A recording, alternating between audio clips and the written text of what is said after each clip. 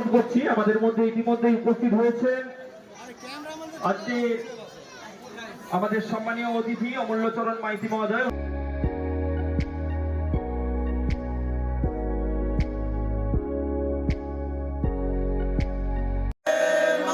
বন্দে মাতরম।